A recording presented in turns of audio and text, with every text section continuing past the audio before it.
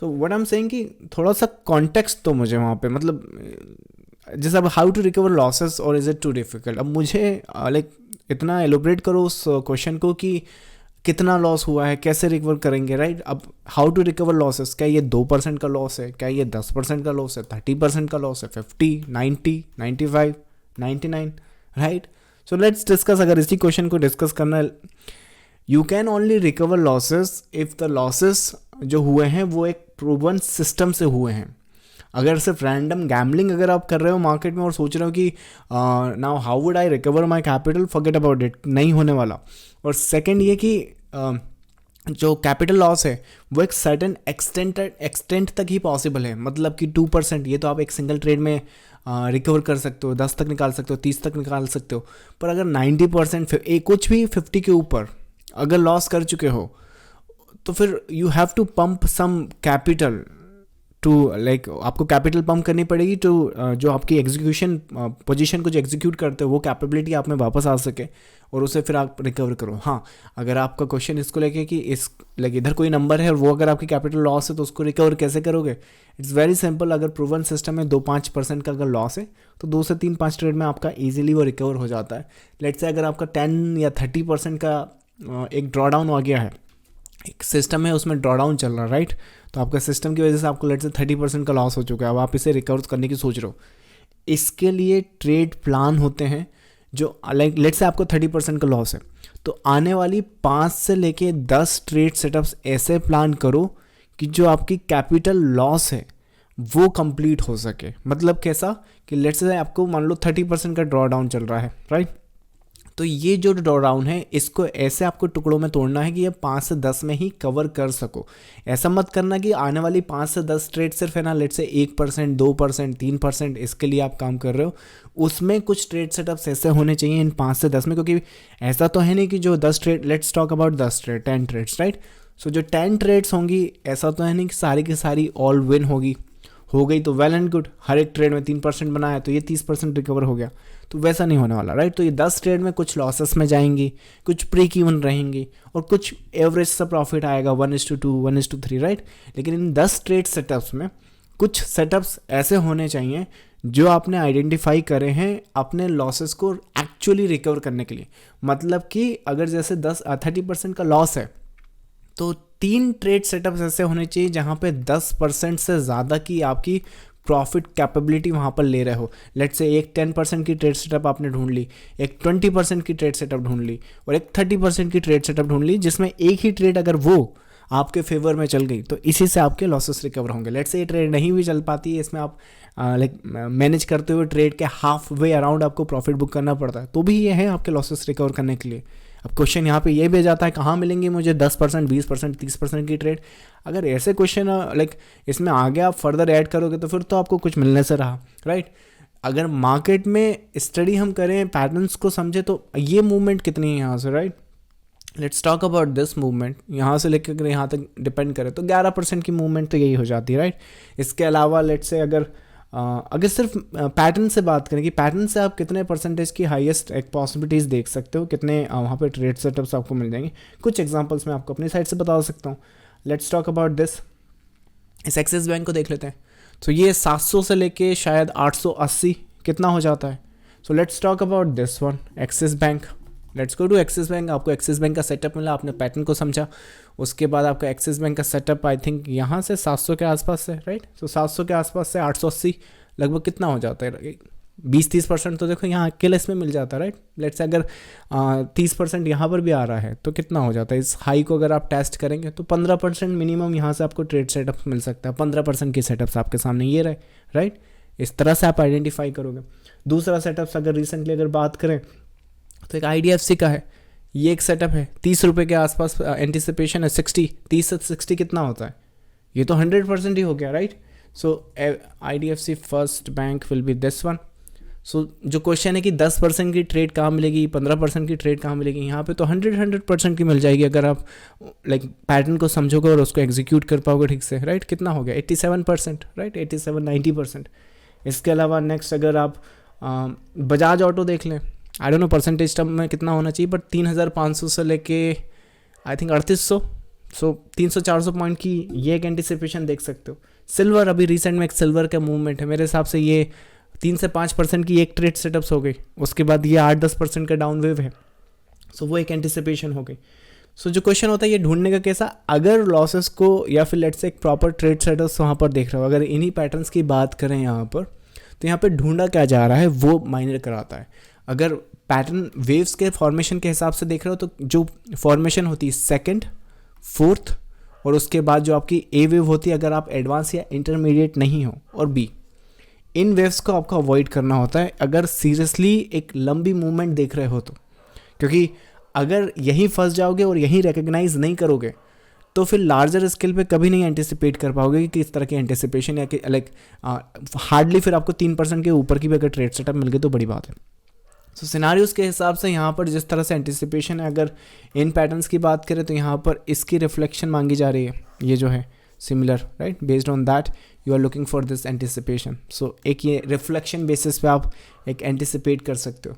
IDFC first की बात कर रहे हैं तो यहाँ पे एक्स वेव, ये जो है वेव, इसको एक्स की तरह ट्रीट किया जा रहा है, तो जहाँ पर एक्स वेव बन सकती हैं या फिर जहाँ पर एक्स वेव की फॉर्मेशन होती है उनको प्लान किया जा सकता है, बी को नहीं करना है, सो बी में नहीं होता ये।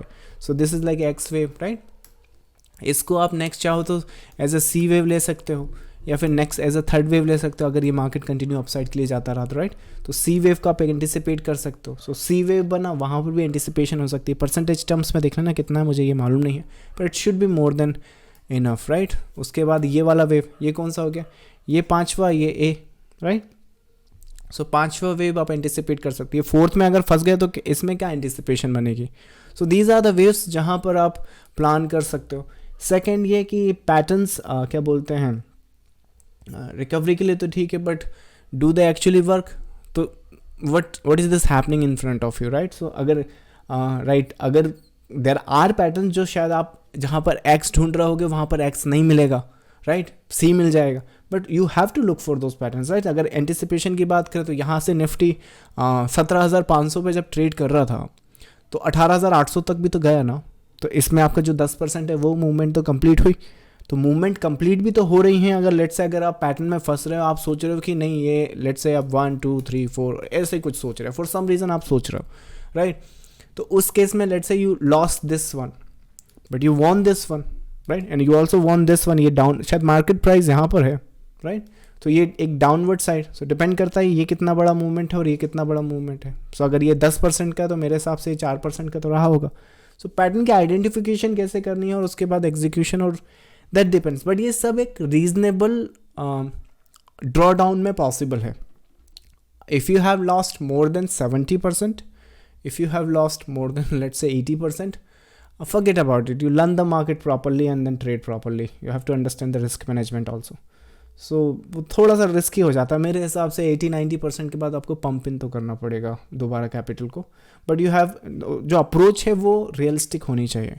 अगर रियलिस्टिक अप्रोच नहीं होगी तो जैसे ये वाली कैपिटल आपकी लॉस हुई तो आगे भी फिर वैसी हो जाएगा। उसमें आई डोंट थिंक एक लार्जर स्केल पे आप कुछ इम्पैक्ट कर पाओगे, फिर आप गेम खेल रहे हो मार्केट के साथ।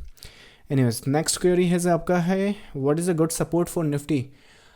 17,900 17,950 वो एक अच्छा सपोर्ट लग रहा है, right, that's I think this one.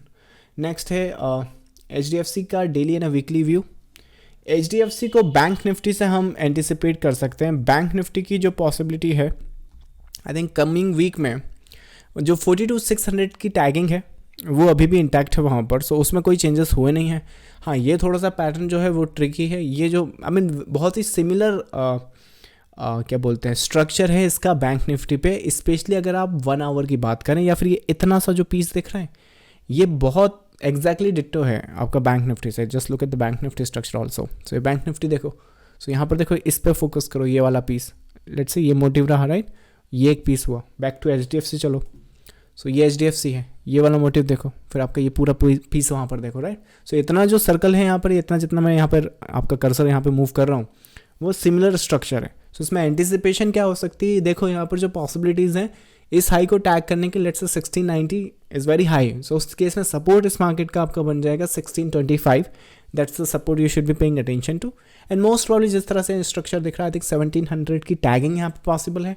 Bank Nifty की बात करें तो 42,600 की जो एंटिसिपेशन है वो अब वहाँ पर पॉसिबल है. That's the query to that. Titan daily time frame पर क्या व्यू है?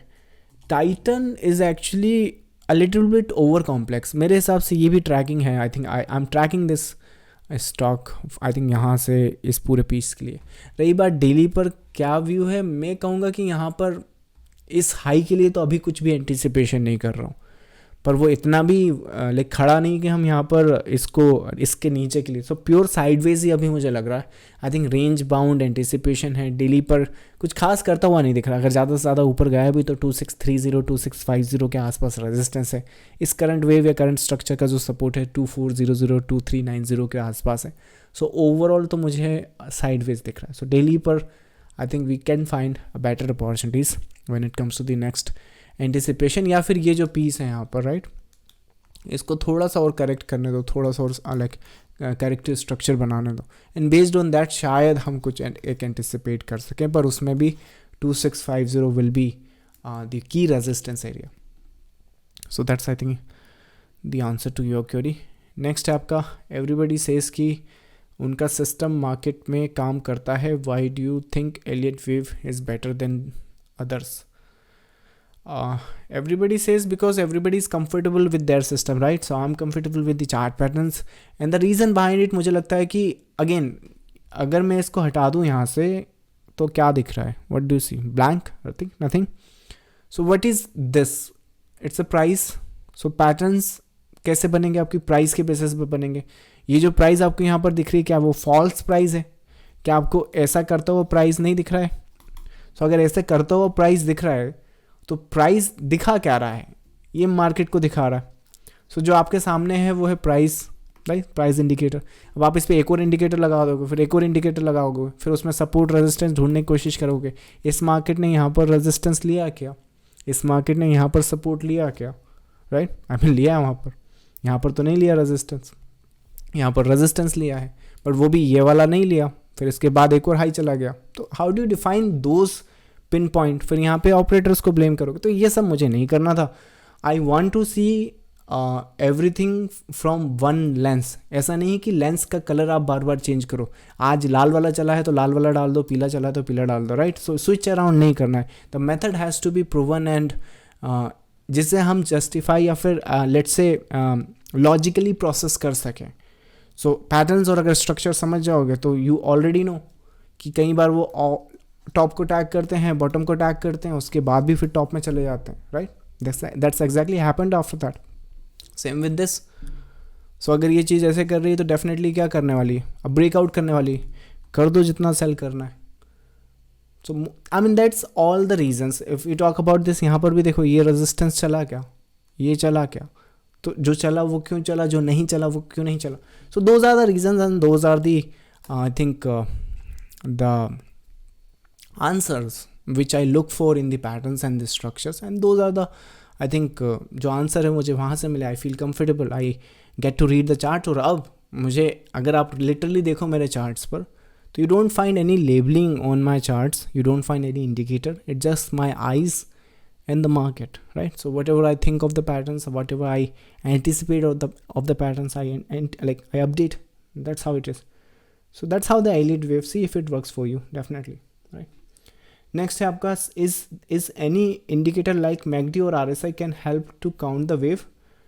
इनिशियल फेज में कर सकता है, बट आई वुड से कि जितनी जल्दी आप अपनी आइज़ को ट्रेन कर लोगे, जितनी जल्दी प्रोसेस कर लोगे उतना अच्छा. बिकॉज जैसा अभी मैंने आई थिंक इसके पहले का जो आंसर करा था कि ये खुद अपने आप में मार्केट नहीं है, ये प्राइस है और ये खुद एक मार्केट का रिफ्लेक्शन है. तो जिस चीज़ को आप देख रहे हो वो ऑलरेडी एक प्राइस इंडिकेटर है. तो इसके ऊपर आप double indicator, triple indicator, they are good, but until और अनलेस अगर आपको कंसेप्ट नहीं समझ में आ रहा है, राइट? जैसे कि अगर इतना ही पीस को देखें तो यहाँ इजीली देखकर बताया जा सकता है कि ये जो पीस है यहाँ पर इसमें डाइवर्जेंस हैं. सो वो चीज़ डाइवर्जेंस देखने के लिए मुझे किसी इंडिकेटर की आज की तारीख में तो ज़रूरत नहीं है. डबल चेक और कर लेते हैं. बाकी रही बात अगर वहाँ ना निकले तो इतनी बड़ी बात नहीं है, but that's what I am trying to explain कि वो जो चीज़ें हैं अगर आप अच्छे से अपनी आंखों को ट्रेन कर लो तो वहाँ पर एंटिसिपेट कर सकते हो कि इंडिकेटर के पहले ही लगाए पहले। अब ये मत कहना कि ये सब मैं पहले ही देख के बता रहा हूँ, राइट। मैंने रैंडमली कोई चार्ट चूज़ किया था, उसमें से वो बता रहा है। सो यहाँ पर प्राइस सबसे नीचे है, उसके ऊपर ये क्या है, डाइवर्जन है कि नहीं है। सो देखे बिना पता चला ना। सो उतना अगर देखने की ज़रूरत पड़ी तो अब ये और सीखने की आपको ज़रूरत पड़ेगी वहाँ पर। सो क्या है, शुरुआत में मैकडी आपको हेल्प करेगा? हाँ करेगा, क्योंकि जो 5वीं वेव होती है और जो सी वेव में जो 5वां वेव होता है या फिर ending diagonal, those kind of structures होते हैं, वहाँ पर मोस्ट प्रॉब्ली आपको डाइवर्जेंस की ज़रूरत पड़ेगी। पर वो डाइवर्जन देख देख के आप काउंट करेंगे, यहाँ पे तो टेक्निकली आप 5 ढूंढ भी नहीं पाओगे, राइट। यहाँ पे तो 3 ही दिख रही हैं आपको। सो ये हेल्प करेंगे आपको इन वेव्स को आइडेंटिफाई करने में जहाँ पर डाइवर्जेंस होता है, सच एज 5th वेव या सी वेव का जो 5वां है, या फिर लेट्स से एंडिंग डायगोनल है। बट जितना आपकी डिपेंडेंसी इस पर रहेगी उतनी ही आपकी आईज उतनी ट्रेन नहीं होगी। तो कोशिश करो शुरुआत में इनकी हेल्प लेने की, पर द मोमेंट आपको you feel comfortable recognising the patterns, आपको मूव करना पड़ेगा। क्योंकि सिर्फ लेबलिंग ही नहीं है जो मार्केट में आपने करना है। मार्केट में आपको पैटर्न्स एंड स्ट्रक्चर समझने, चलो ये पता चल गया कि चलो यहाँ से यहाँ जा रहा है, अब क्या करोगे? You have to have the strategy, you have to have the execution. और एग्जीक्यूशन भी ऐसा नहीं कि एनालिसिस तो आपने पैटर्न्स से किया है, एग्जीक्यूशन मूविंग एवरेज पे कर रहे हो या बॉलिंजर बैंड पे कर रहे हो। सो स्ट्रैटेजी और एनालिसिस का जो कॉम्बिनेशन है वो कॉम्प्लीमेंट्री होना चाहिए। सो सेम केस, अगर इसी में फंसे रह जाएंगे कि लेबलिंग हमें ऐसे करनी है, तो जितनी जल्दी हो सके लेबलिंग है, पर वो मेरे हेड में है। मतलब यहाँ पर जो भी पैटर्न्स हो, जो भी स्ट्रक्चर है, ऐसा नहीं कि लेबलिंग यहाँ पर नहीं है या फिर निफ्टी या बैंक निफ्टी में लेबल नहीं है, होती है, पर वो हेड में हो तो ज़्यादा अच्छा। चार्ट्स को जितना नीट और क्लीन रखोगे उतना अच्छा। नेक्स्ट आपका how to manage the psychology in how to manage the psychology in to be in a trade. This is very interesting question and I think मुझे लगता है कि 80% साइकोलॉजी आपकी ऑटोमेटिकली अगर हैंडल हो जाएंगी, अगर आपने एनालिसिस अच्छा करा है, एग्जीक्यूट अच्छा किया है स्ट्रैटेजी के साथ, और आपने उसमें मनी मैनेजमेंट और रिस्क मैनेजमेंट अगर प्रॉपरली फॉलो किया है। ये 80% ऑलरेडी शॉर्टेड है। जो रिमेनिंग 20% है वो हमने सीखना होता है, और उसके लिए आपको वही बात है, जैसे एनालिसिस आपका सुप्रीम रहेगा, उसके बाद उसे कॉम्प्लीमेंट करती है स्ट्रैटेजी, तो उसी को कॉम्प्लीमेंट करती हुई आपकी ट्रेड मैनेजमेंट के फंडे आने चाहिए। कि जैसे कि for example if you are looking for something like that and something like that to happen, and let's आप ये एंटिसिपेट कर रहे हो, लेट्स से वो जाता भी है थोड़ा बहुत, पर वो यहाँ से गिर गया, राइट। तो आपके प्लान आपने बनाए हैं, ट्रेड सेटअप्स के क्या मैनेजमेंट है, ये यहाँ से लेके यहाँ तक बैठे रहोगे, ट्रेल नहीं करोगे, करोगे भी तो कहाँ करोगे? कितना ट्रेल करूँ कि ये थोड़ा सा ठीक रहे, ताकि ये अगर करेक्ट भी करे तो मैं बाहर ना ट्रेड से हूँ और ये पूरी की पूरी मूवमेंट लेवरेज कर सकूँ, या फिर उतना रूम उसको ना दे दूँ कि पता चला ज़्यादा रूम दिया तो वो तो ब्रेक, जहाँ पे अपन को यहाँ 3-5% मिल सकते थे वो पूरे ख़त्म हो गए और उसके बाद ट्रेड पूरा नीचे चला गया, राइट। तो एक डिसेंट सा बैलेंस आपको ढूंढना पड़ेगा, जो आपकी एनालिसिस स्ट्रैटेजी, जो भी एग्जीक्यूशन आप कर रहे हैं उसको मैच करता हुआ। तो ये सारे के सारे कॉम्प्लीमेंट्री होने चाहिए। जैसे कि एक कार होती है, उसमें जो चारों के चारों टायर होते हैं उनके सिलेक्ट सेम साइज़ के होते हैं, राइट। ऐसा तो नहीं है कि एक में लंबोर्गिनी लगा रखा है, एक में मर्सिडीज़, एक में BMW का। सो अलग अलग टायर लगाओगे तो अलग अलग टाइप से आपके रोड पे आपको एक्सपीरियंस मिलेगा। So same with the market also. अगर आपके स्ट्रैटेजी अलग मेथड से आ रही है, एनालिसिस इसलिए आ रहा है कि आज पिवट है वहाँ पर, और उसके बाद आपका मनी मैनेजमेंट अलग मेथड से आ रहा है कि चलो पिवट मिला है तो 10% की रिस्क लेनी है, राइट। तो it's going to be very hard road मेरे हिसाब से। So just be very careful, complement करती हुई एक दूसरे को चीज़ें बनाएं, एनालिसिस अच्छे से करें, स्ट्रैटेजी अच्छे से फॉलो करें, और जब आपकी रूल बेस्ड अप्रोच होगी तो 80% मेथड या 80% psychology already under the hood हो जाएगी। क्योंकि ट्रेड लेने के बाद जो आउटकम आता है वो ऑलरेडी आपके प्लान में फैक्टर इन होता है। If this is happening this is my the next plan, if this is happening this is my next plan. जो अनसीन होता है थोड़ा सा, क्योंकि करंट में मार्केट कंडीशन चेंज होती है। ऐसा नहीं कि हमेशा मार्केट जैसा प्लान करते हैं वैसे ही चलता है। अगर ऐसा हो रहा होता तो हर एक आदमी आज की तारीख में ट्रेडर होता। तो कुछ अनसर्टेनिटी होती है, तो उसी वजह से हम लोग ट्रेड को मॉनिटर करते हैं या मैनेज करते हैं, तो वो एक जजमेंट आ जाता है over the period of the time. Anyway, so that's the case there. I hope I was able to answer your query. So that was the last query. I think queries तो बहुत सारी हैं, but I hope कि mostly मैंने answer कर दी हूँ। I'll see, अगर 10 बज चुके हैं, 1 घंटा हो गया पता नहीं चला। यानी हाफ एन आवर का जो सेशन है वो मैं शायद इंटरनेट पे अपलोड कर दूंगा। I try my best.